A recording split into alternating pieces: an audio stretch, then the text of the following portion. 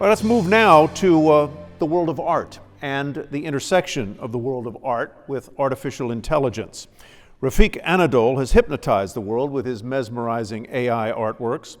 ArtNet calls him the art world superstar of 2023. He is the world's hottest AI artist. He lit up the facade of Gaudi's Casa Batlló with a live audiovisual performance of living architecture. The spectacle drew a crowd of more than 65,000. He's had a one-man show at the MoMA in New York City. And in January of this year, he opened the 2024 World Economic Forum in Davos.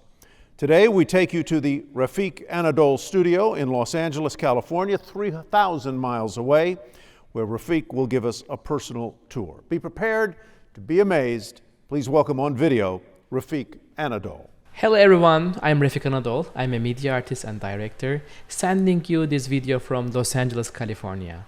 Due to my teaching conditions, I couldn't be there at the Imagine Solutions conference, but I would like to thank also Randy Antic for this incredible invitation, and I would like to share my journey with you today. Thank you very much for listening. Hello everyone again, I'm Refik Anadol. I'm a media artist and director, sending you these notes from Los Angeles, California. As a studio, we have been working very hard the last almost 10 years, and we are a group of minds trying to figure out how to create art for anyone, everyone, and any age. We are from now 10 countries and speak 15 languages, mostly focusing and are working in Los Angeles. Last, especially 10 years as a studio, we heavily focused on embedding our works into media architecture. Our work has been seen around the world, more than 68 cities, and almost all the continents. And as you can see, our work is profoundly understand the connection between humans, machines, and environments, and trying to create an AI, neuroscience, and architecture, and created art, science, and technology transformation. Our work has been seen across the world, and especially places where we do not imagine art itself. In this case, on the major buildings, Frank Gehry, Zaha Hadid, Gaudi, and beyond, in airports, in hospitals, in schools, where sometimes art is not maybe intended to be, but create an excitement, inspiration, joy, and hope around the places. And over the years, what I truly focus on is how I can create a connection with the world around us by using collective memories of humanity to create collective dreams, to imagine a collective consciousness. And our work has been transformed many major institutions, galleries, and try to create a new kind of a narrative between us and the environments through computers, data, and especially machine intelligence. Today in my keynote, I would like to share with you the journey of our studio and try to imagine a world of an artist like myself, imagining the future or always remembering the future. I think our most well-known work at the moment that transforms a lot of people's imagination and mind is called Machine Hallucinations. I was so fortunate, 2016, February, in San Francisco, there was this wonderful event at Gray Area. And in this event, the topic was pretty much and AI engineers were donating their first research, first outputs to create a positive impact for underprivileged artists. And in that event, I was one of the first artists with Mike Taika and became the very first artist in residence at Google. And this project truly transformed my imagination because I was able to finally work with AI as an artist practicing with data since 2008. It was an inspiring moment to me. And I'm grateful for this residency at Google because Mike Taika, Craig McDowell, and Blazer Agora-Arcas, I was able to learn, me and my team learn how to imagine with machine intelligence and how to use cloud computing and beyond. But to me, this residency was a first start point of understanding how we can use the inspiring archives of humanity. And the first project was called Archive Dreaming, which was the very first time inspired from the Library of Babel. And when I think about decentralized knowledge, art and architecture together, I always draw great inspiration from the Argentine writer Jorge Luis Borges. And the project was transforming this inspiring environment in a library where we learn the truth, the research, and I transformed this library into actually libraries where information turns into knowledge. And it was trying to reconstruct this imagination of an AI dreaming inside the library. This project is, as far as I know, still the very first artwork in public space was using real-time AI work. But this project was also a start point for me, the project called Machine Hallucinations. What you see on the left side is the very first example of AI dreaming from 1.7 million documents. But what I imagined that if one day AI can dream or hallucinate, I thought that this cannot be just a two-dimensional world or a pigment that we know that can dry. I imagine that this can be a moment that we invent a new pigment by using light as a material. And I imagine that if AI can dream, it doesn't need to dry. It can be always in flux, in change, and like life. So over the years, we recorded many type of different machine hallucinations. Here is you are seeing one of the software I have been using with my team, developing a custom software, allows me to create an thinking brush that allows me to create a sort of a camera in the mind of a machine.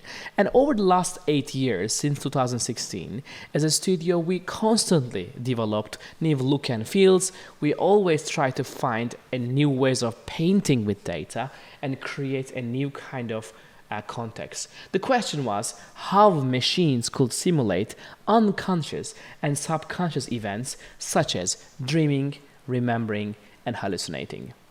And over the years, I also researched on lower dimension reduction, a specific AI algorithm that can see, hear, and watch, basically, and transform what machine learning situations and transform them into AI data sculptures. In this case, you are watching Rumi, Persian poets Mesnevi in 19 languages, or Mozart's body of work. And our work has been constantly transformed, many buildings and many environments, and I'm excited to show you some examples. One of the exciting project, I guess, that we would like to bring in the attention is 2 years ago started the concept of living architecture. As an artist working with data and AI and transforming built environments, I do believe that any canvas, any architecture can transform into each other. And I do believe that architectural forms and foundations and facades can be an incredible canvas. In these conditions, I have been dreaming about this concept so long time. So living architecture Casa Batlló is a transformation of famous Catalan architect Antoni Gaudi's incredible facade. For this project, we work closely with the Casa Batlló family that operates the building and preserves the building, and imagine this idea of transforming the historic facade into a canvas. And to make this happen, we were able to transform the facade by using a weather station and getting a real-time data from the building. And by using 1.2 billion UNESCO heritage data points of the building, we were able to create these living architecture pieces. What you see in the center, the rain data transforming itself, and on the right side, we are seeing the wind patterns, and on the left side, we are seeing the humidity data. But what was so inspiring, what was so powerfully different was taking this idea and transform the original facade into a canvas.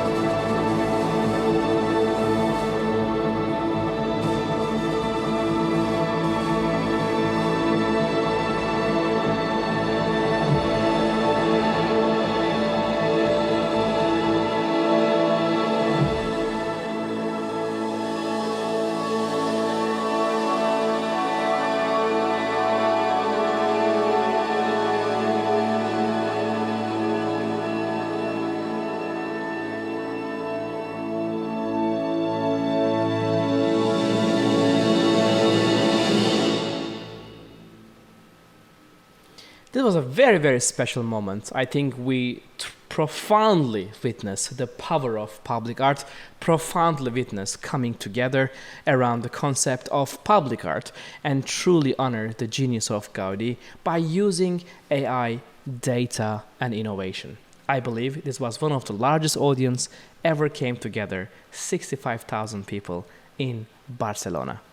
And our work went beyond also these incredible buildings, but also transformed the famous Sphere in Las Vegas. Very grateful for the Sphere team that I was the first artist in residence with U2 and Aronofsky. What you are seeing is the winds of Las Vegas, transforming the invisible pattern of Las Vegas data sets of the wind patterns, and also the ISS data from the Earth, and also the Hubble telescope data of the Earth, the memories of the galaxies, transforming into an AI data sculpture. I'm happy to say that we were able to create the world's largest AI data sculpture, 366 feet high and 516 feet wide. And another project that transformed our studio's journey is last year was able to create the very first AI artwork at MoMA. And this artwork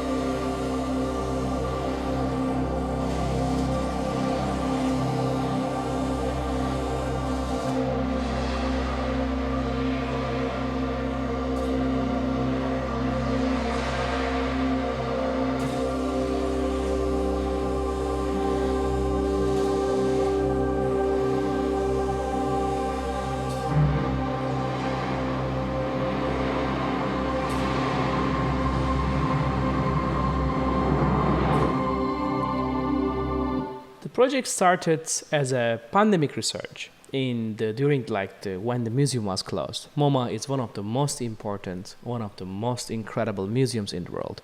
And thanks to our creators, Michel Kuo, Paolo Antonelli, and Keizer Rias, I was able to create an exciting research. For this project, what makes it different is we were able to use open source MoMA data, 138,000 artworks in the collection. And by using a real-time, as you can see here, a camera and a microphone, and also weather station data, this artwork became a living painting. Simply, this is, for example, one of the interfaces that we created, another software running real-time and showing how AI is exactly dreaming, transforming the archives of the MoMA into a machine hallucination. We can see how the sound of the space, how the movement in the space, how the weather condition transforms AI decisions. But just to explain you, what you are seeing took me and my team around 6 months to develop. So it is not just AI art. It is a machine and human collaboration, which I am calling it 50% human, 50% machine. And this transformation, in this case, you can see the image on the left side is an AI model trained on 138,000 data of the MoMA archive. And on the right side, what you are seeing, me as an artist transforming the input of AI into a data pigmentation.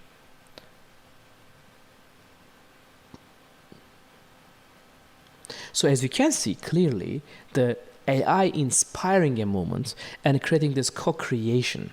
And in this case, this pigment doesn't dry, this pigment constantly change, ever evolve, and never the same. I do believe that this project became not only historic to create the very first AI work in the collection of MoMA, but also transformed the idea of chance and control in the age of machine learning and machine intelligence. And to me, in this last 1 year, stories in this around the work and responses are remarkable. And as you can see here, there's 3 artworks from left to right. They are all independently exploring the archive in 3 different chapters, and each chapter transforms it into a different pigmentation.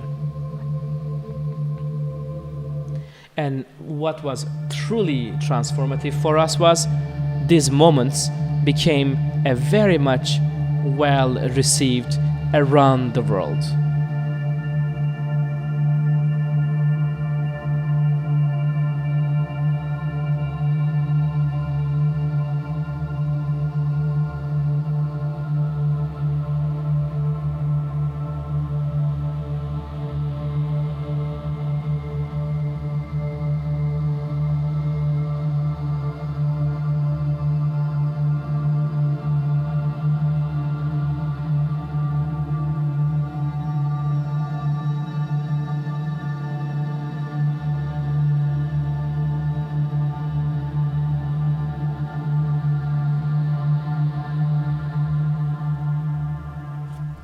And what was fascinating to me was the beautiful response around the world.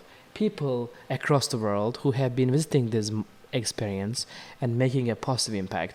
But what is incredible is this artwork became the first artwork collected and tokenized at MoMA. And not only for me is important, but for the entire digital art world. An artist like myself practicing, creating by using code, software, AI, data, and beyond. And the other part of our research is profoundly researching on nature. Last almost 5 years, we dedicate our research understanding, loving, respecting nature. I do believe nature is our most precious thing. Nature is the most intelligent thing we have as humanity. And we transformed many AI models. What you are seeing here is, for example, AI dreaming 75 million flowers. But to me, what was really interesting is not necessarily just imagine that AI can create these dreams of flowers and visually, but also the sound of AI sonifically. But what happens if we can also smell this AI? And I know it sounds very interesting, but I believe this is for the very first time experientially finding an immersive environment in time and space that when we open the door of the space, we were able to create a special AI algorithm trained on 500,000 scent molecules that allowed us to create an immersive environment where you can see, hear, and smell AI dreams. And here is our experience.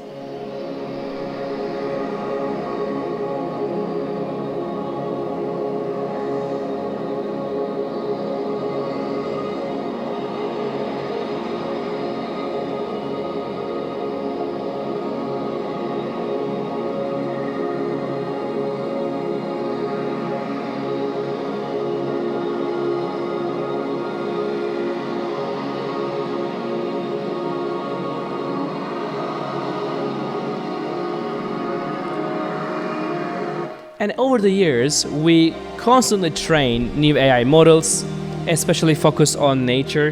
Here's our California landscapes, trained on 155 million images of national parks here in California.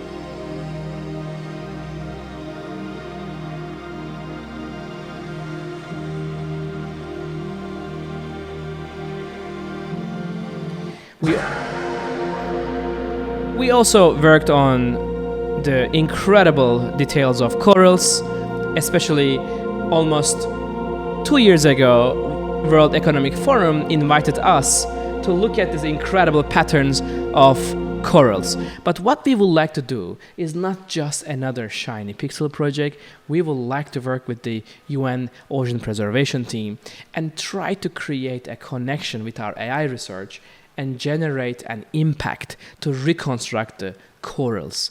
And I'm happy to say that our AI model, by using 135 million underwater images, became a very strongly realistic AI model that became a 3D model that will be put underwater to reconstruct, hopefully, what we lost. So I would like to say that our artworks, not only just shiny pixels, creating a positive impact across art, science, and technology. And over the years of our studio's work across the world received a significant positive impact. And we thought that it's our time to use this opportunity and think differently in our next journey. In our, next decade, we dedicate our research to a new project that we called Dataland. So Dataland is a museum and a Web3 platform dedicated to the data visualization and AI arts. Dataland will unite pioneers in diverse fields, including arts and culture, leading researchers, institutional archives, and cutting-edge technology under the leadership of our studio. And what we would like to create in this project is one of the most important, AI research that I do hope that make a massive impact, called Large Nature Model. As we all know, current large language models from ChatGPT, Gemini, and many others are heavily focused on human intelligence, human reasoning. But I do believe that nature requires a different perspective. Nature requires a new understanding. And for this purpose, we dedicate our next years to understand nature and create an AI model that will be helpful for humanity.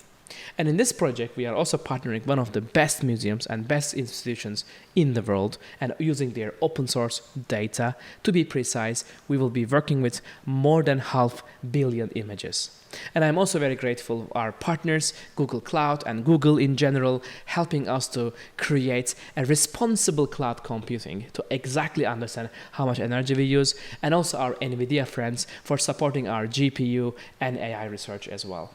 So our hope is LNM promised to refine our engagement with understanding of and homage to Earth's irreplaceable ecosystems. It will be a repository for conservation, education, and a shared heritage of humanity. And also, to add much more impact to our research, we will be collecting our own data by traveling 16 locations. I would like to show you very briefly how our AI looks and feels like. So what you are seeing from now on is our first experimentation by fine-tuning our AI models. We focus on flora, fauna, and fungi and create an exciting research around that. We are seeing red stinkhorn, bridal wheel stinkhorn, scarlet elf cap, like all kind of beauty and the depth of nature in our research. Here we were able to create also beautiful creatures from the Amazonia as well. The research around the piece is constantly evolving and changing, but I'm happy to say that because we have profoundly deep research on the flora, fauna, fungi, we can create almost realistic fauna and of course landscapes.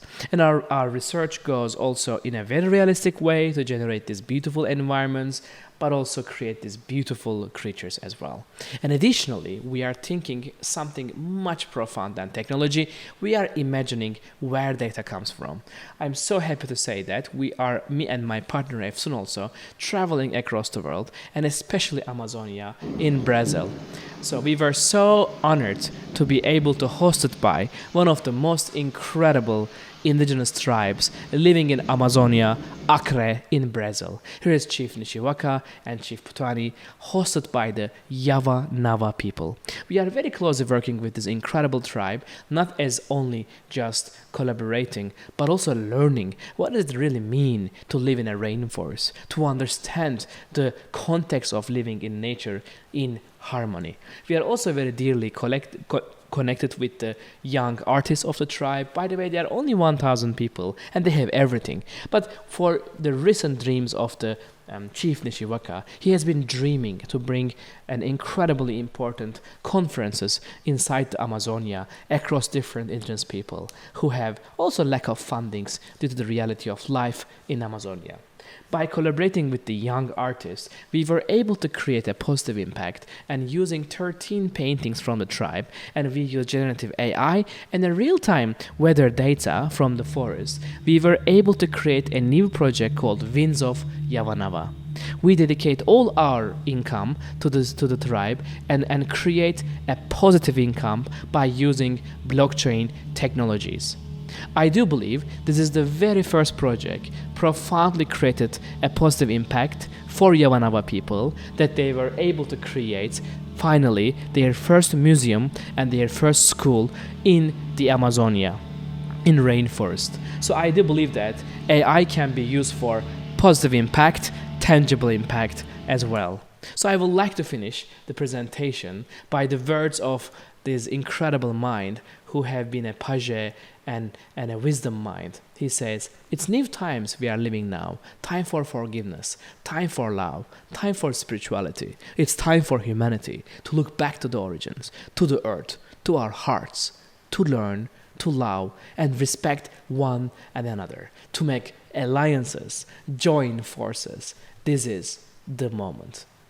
Thank you very much for listening, and hope to see you soon in our studio in Los Angeles. Thank you.